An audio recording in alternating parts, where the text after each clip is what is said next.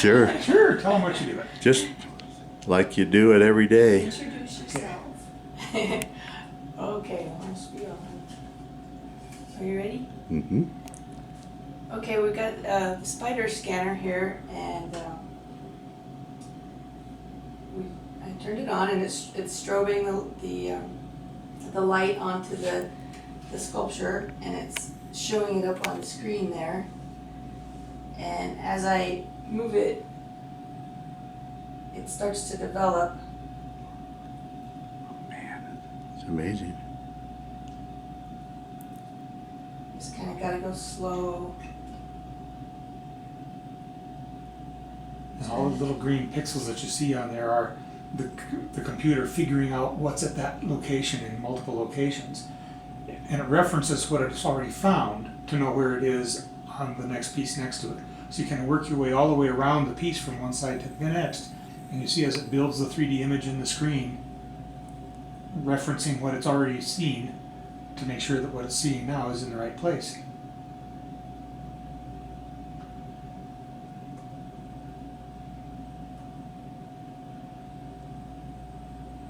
So you just keep working your way around.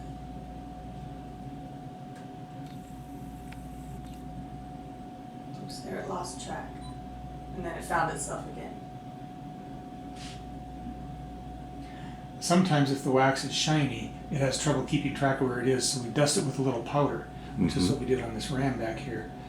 And a little baby powder, and when we're done, blow that off. And that helps it see a little better. Yeah, even this brown wax usually needs some powder. It just has a little bit of translucency that the light bounces. It's reading the light bouncing off of the object.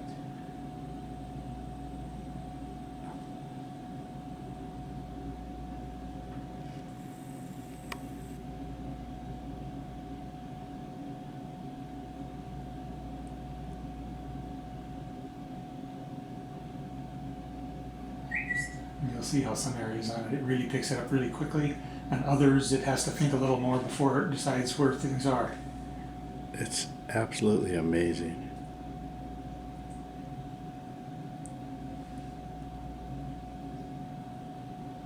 Can you see it okay?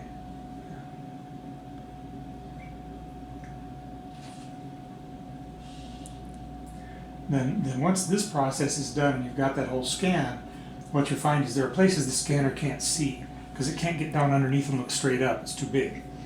So then what Fawn will do is look at, is there a little hole up there behind the legs or something?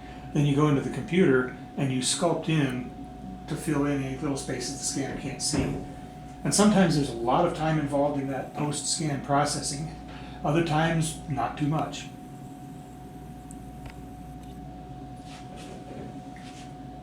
We almost got it all. Hard to get these underneath parts.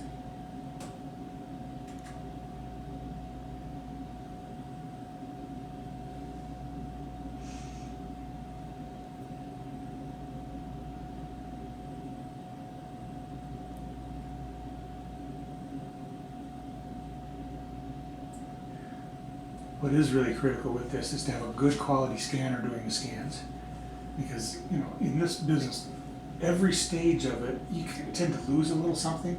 So you want to start off with the best resolution scans. You're starting off with the most information you can possibly get, so that each step of the way you don't lose as much.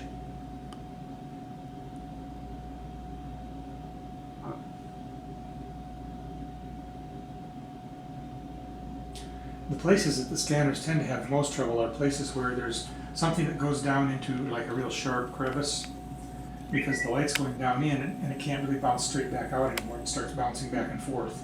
And so it'll kind of leave a hole down in there, or it'll just fill it in. And you have to go into the computer and kind So of it clean that out. ricochets off itself?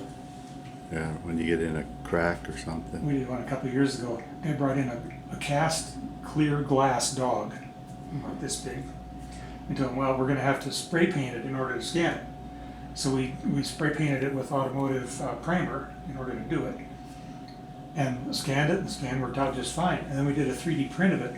And the 3D print had all kinds of stuff on the inside of it, false layers in there, where there was still enough of the light that went through the paint and reflected off the other side inside the glass and bounced around. But it made all kinds of fancy little patterns inside the 3D print. So, this, Thank you so much.